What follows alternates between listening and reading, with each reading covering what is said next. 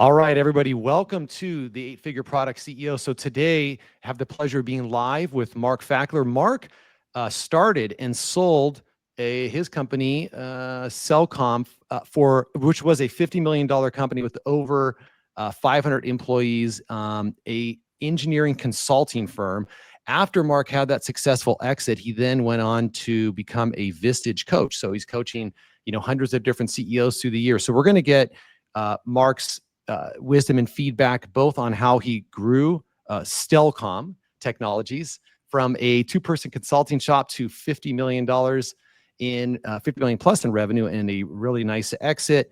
And then also the trends he sees while he's coaching other CEOs. And before we get to that, head over to apexceo.co. That's our website here. And I have an exit checklist. So if you're running a business, you're wondering, are you ready to exit, or what do you need to work on, or what do you need to shore up? You go ahead and take this checklist. It's a test that'll pop up on the website, and you'll be done in about 5 minutes, and it's going to actually give you the results on what you should work on. It's going to give you a numeric rating of where you stand, and then you can actually just ping me, and I'll share the aggregated results from everybody who's taken this test. Actually, if you just send me an email, and you're going to see where everybody is and where you stand. And it's on about 8 or 10 different areas. It's pretty cool. And it's from a founder's perspective, and it'll let you know what to work on as you prepare for that exit. So that's at apexceo.co. All right, Mark, let's jump into this. Anything else that you want to add to that bio there? No, Luke, but I want to encourage people to go to that website of yours. What a great product. Exiting is a complicated process, and preparing for it is pretty important. Awesome. Well, thanks for that plug. And then, Mark's humble, but he's also, I think you've done what, 9 or 10 Ironman triathlons. He's a San Diego guy, so he runs his peer group, Vistage peer group in San Diego. If you're local, if you're a CEO in that area, that's where you'll find him. And then a couple months out of the year, he's up in the mountains in Colorado. So that's what Mark is up to. So let's sort of dig into Stelcom, Mark. So you started from scratch, built it to about 50 million, right? And about 500 employees, were able to exit. So during that time, you did take on a venture capital round. I think you ran it for 14 years on your own. Then you took on your first money. Why did you take on money at that point instead of continuing to just run it yourself? I have this habit of getting bored in about 10 years of doing something. Okay. And I had been an engineer in the beginning, and around 10 years into that was when I gave that up and focused fully on being a CEO. And, you solve a problem every day, or 2 problems or 3 problems every day, and they're different, but they're the same. They can be more complicated as the numbers get a little bit larger. And then you got what's next? And for me, taking the company public sounded like something fun. And I thought it would be fun then to get some venture capital in. It wasn't necessary. We cash flowed our business just fine. And so I started poking around, and I brought some venture capital in, and I promised them I'd hire management capable of taking a company public, and we'd do another round. And didn't quite work out that way, but it was an interesting ride nonetheless. And when you took that money, and the reason we're bringing this up is because, you work with a lot of founders. So there's different ways that they can sort of take chips off the table, the term that's normally used, right? And here, when you take the venture round, you're not taking chips off, right? This is just additional working capital into the business. That's correct. In fact, I had set a rule that I would never lose control of my business until I had my nest egg. Mm-hmm. So as I went to the venture capital community, it had to be a 2-step move to take the company public. And so it really was sort of a putting your toe in the water, both with the investment community and with me, to see how in the world are we going to get along, and can we take it to the next level. So, okay, great. And how much do you remember? How much dilution is venture usually taking? Like, I guess it depends on the stage and the round, but is it like a 10% dilution, or was it more than that at the point at that Oh time? gosh, no. We took in 3.5 million, probably at about a $35 million valuation. Yeah. Okay. So Okay. I lost about, and I had given stock to all of my employees too. So I have, Mm-hmm. I'm managing the cap table, so to speak. Mm-hmm. But this was clearly the VC firm trusted me enough Mm-hmm. that I had full control of everything, and that we were going to see what we could do with the, rolling it along into the future. Yeah. Okay. So, and we want to get to the exit because you definitely, everybody listening, you want to stay for that conversation because Mark has some super unique and interesting things to share there. But before we get to that exit of yours, you guys hit the Inc. 500 twice. Sort of what people systems kept the engineers motivated. So sort of on the people side, what was your big learning there? Because you had a big team. We had a big team, and actually, we could have been Inc. 500 5 times in a row. Mm. But marketing was not my strong suit. Mm-hmm. I was a quiet, let's get the work done type of engineer and CEO, but it was getting publicity is the right thing for companies to do. But how do you grow? You treat the engineers as an incredibly valuable asset. You're honest with them. You pay them a good wage. I gave stock to everybody in the company. It was open book management. It's a respectful relationship. I think nowadays it's more important than ever for the leader of a company to truly respect their employees and to value them and to trust them, to put yourself in their hands. And when that happens, they bring in their friends because it's the right type of environment.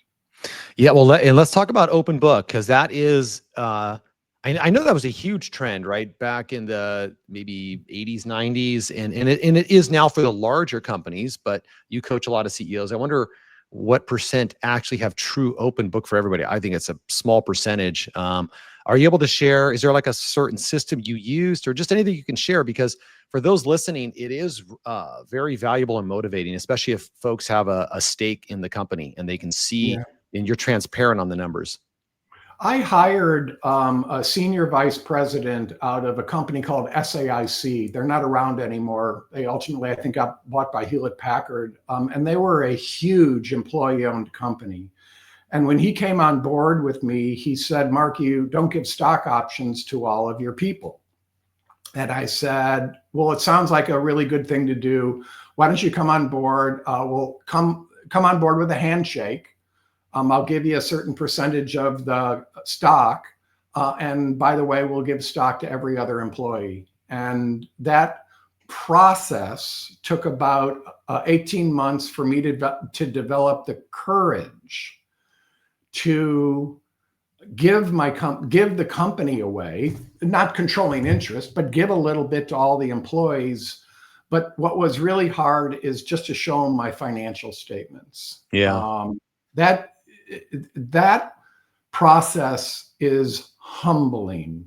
I went to a conference and there was about $500 million open book management private company. And I was talking with the CEO after her keynote, and I said, "How did you get the courage to do it for them to see all the numbers?" And she said, "You just flip a switch."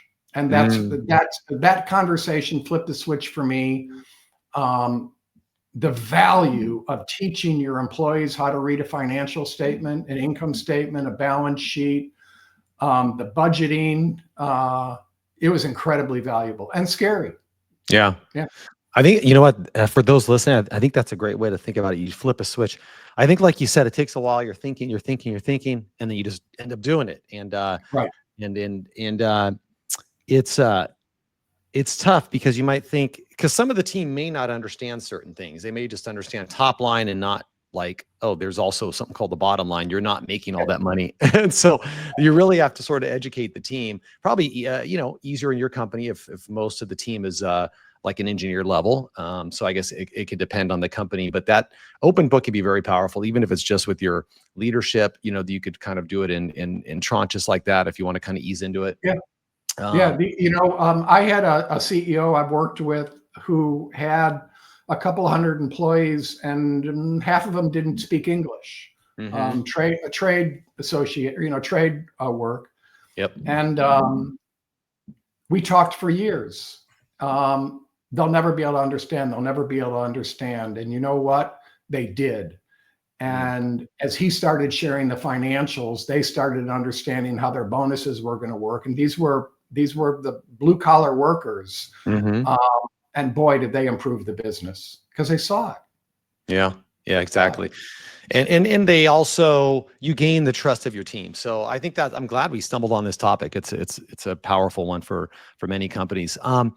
As long as your company's making money, then if your company's losing money, then it can be a problem. Then you can't really hide that from your company at that point. No, and when I was making money, they would say, "Why are we building the company for your wealth?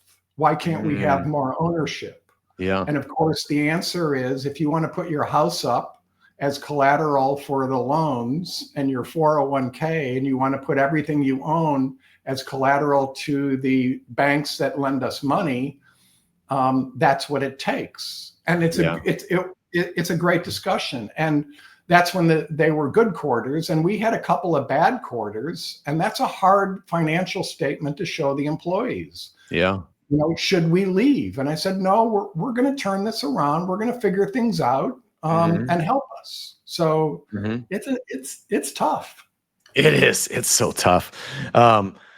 But it can be very powerful, and it looks like it worked for you guys. So again, for those listening, they always love to know the details, how the sausage is made. So we had an interesting talk about gross margins, right, before the podcast. So, what pricing strategies did you use, and just talk about your gross margins and maybe specifically like how that played into your growth or your strategy. When I started, I hired a few engineers that were friends of mine, and I had no capital. And when you work for large companies on a consulting basis, they can take quite a while to pay you. So because these were my friends, I said, I'll tell you what, I'll pay you 90% of what I charge. That's a terrible margin from a company point of view. Oh, yeah, that is. It's a terrible margin. But I didn't have to fund accounts receivable. So they trusted me. When do we get paid? And I said, I'm working on it. We're trying to get collect. And so they were part of my growth. But it's a non-sustainable model. People are not going to come on board with you who don't know you and say, oh, by the way, you're not going to get paid every 2 weeks. You only get paid when we get paid. Yeah, that's not a real viable working model. It's with friends. So then you start ratcheting up the gross margin. My problem was, because I started with such a thin gross margin, it was a constant battle to widen it to get to be more industry standard. And how long did that take? 10 years. Oh, wow. 10 years. I think there's two great lessons there. I think the first one that I like is when you, and I guess you could, this could be similar with, say, on sales. If you pay your sales team on, gross margin received or revenue received, you get them involved so that they're sort of interested in collecting that payable, right? Or that receivable, I mean. So that's one thing that could have worked in your favor there, is your team's like, maybe they got on a few phone calls if they had to, and your receivables get collected. But the other one is, when you're on the product side, but even on the services side, when you're putting your offering out there, I know it's just obvious, but it's always easier to start high. You can always drop your pricing at any point, but it's very hard to increase your pricing. Yeah, after living with low margins and the pain and agony to grow that margin, I encourage all entrepreneurs to start high. Yeah. You've got something special, a product or a service, know that it's special, charge for it, and then work the pricing policy going forward. Yeah. Yep. Yep. Yep. I think we think the same there. All right. So let's get into this exit. So you had a wonderful exit, but you rolled a lot over. So go ahead and share well, really what that means too, for those listening who don't understand what that means to roll over, and then how that ended up working out. Sure. So after the $3.5 million investment, I hired a new team, and we were going to go for a second round private equity investment.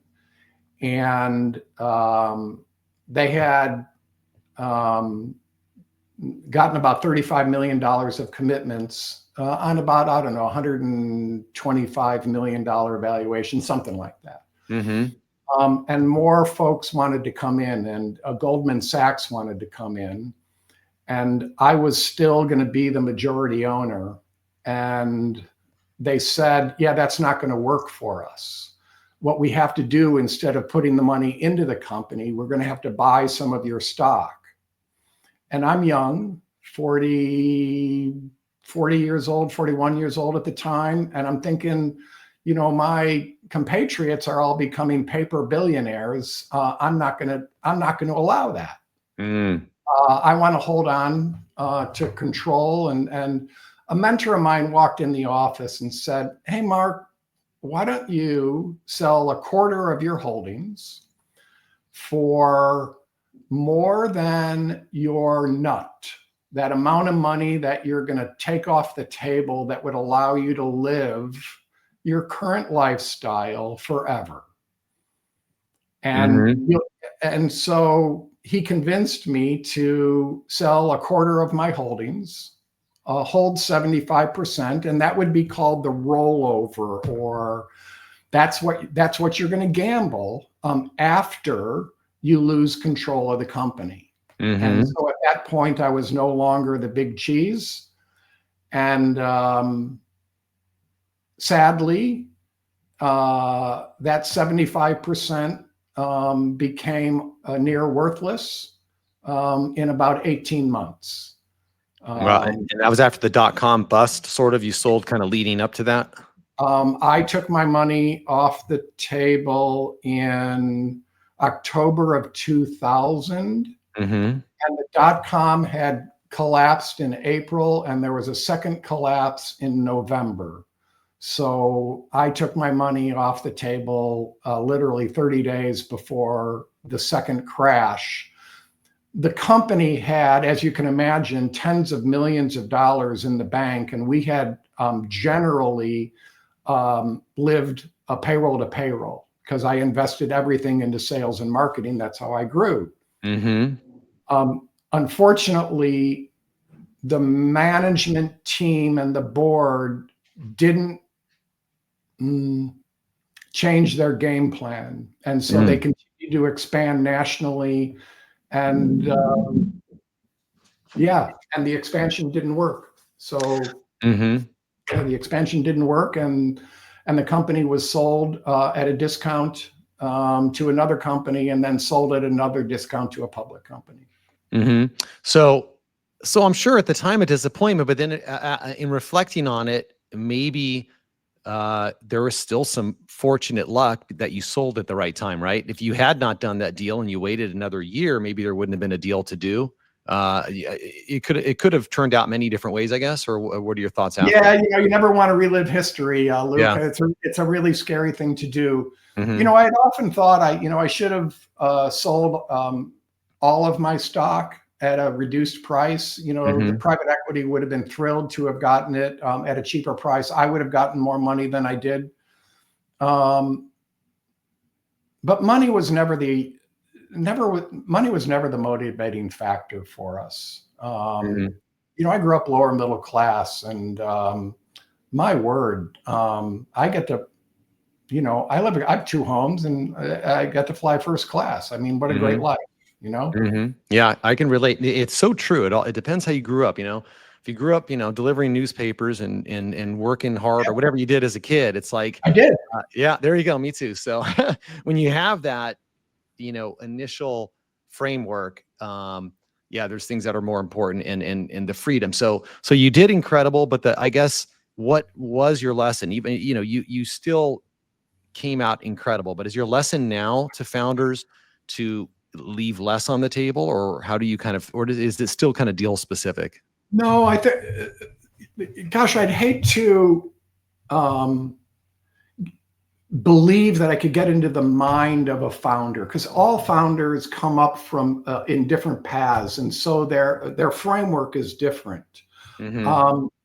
The one piece of advice I could say is, when you lose control, assume that's all you're going to get. Mm. The money that you take off the table in the first tranche is going to be it. Mm-hmm. If you get any of the money that you leave on the table, and sometimes it's more normal at 20%. My 75% was very, very unusual. Mm-hmm. Mm-hmm. Be okay with that. Assume you're going to get fired. So build in a good severance package into your employment agreement when you. That's true. That's true. Deal. Yeah, that's why you have to have really good counsel when you go through a deal. I mean, there's so much to think about. Okay, cool. Let's jump into some value now. Okay, you're mentoring and coaching so many different founders and leaders. So let's just jump through a couple of questions here about things that are interest to CEOs and even related here to product companies. So you're Fackler 5. Okay, so you stress fast decisions and resilience. So which of those rules, maybe for the product company out there, which applies the most? And just tell us how you think about that. All right, I'm going to go with number 1 and number 5 then. Okay. Number 1 is, if you're worried about an action that has to be taken, you've already waited too long, so do it now. All leaders, and I am going to say all leaders, they'll make a decision, we'll make decisions, and then we'll stew on it, and we stew on it too long. And it can be fear-based, or I don't have enough information, or for whatever reason. Yeah. But you've already made the decision. And so once you've made the decision, don't waste any brain energy. Just execute on the decision and get up the next day and move forward. And I think that's across product or service, it really doesn't matter. And the other point, and this gets back to why I was a member of Vistage, CEO peer group. And I work with people who are part of Vistage. Don't forget to work on yourself. Though fixing yourself is hard work, it makes fixing the business easier. I've been, at CEO roundtables via Vistage for 34 years now. And one pattern that you see is, when leaders get stuck,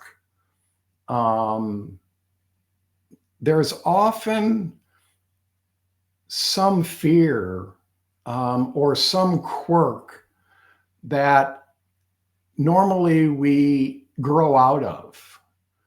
But unfortunately, we're imperfect humans. And so we come into founding a company or leading a company with some flaws, and they get in the way of everything.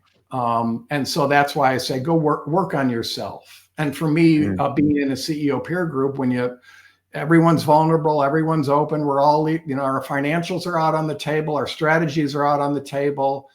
And when you see repeating patterns that are fear-based or knowledge-based, that's how you fix it. You learn and you grow. Yep. Yeah. And being with those peers, it gives you context. Sometimes you think, oh, these are my margins. Then you see your colleagues' margins, and it tells you something about your business, or you see how your colleagues are either winning or growing or not growing. So it's great to be around, those successful leaders. So yeah, I've been in many similar groups.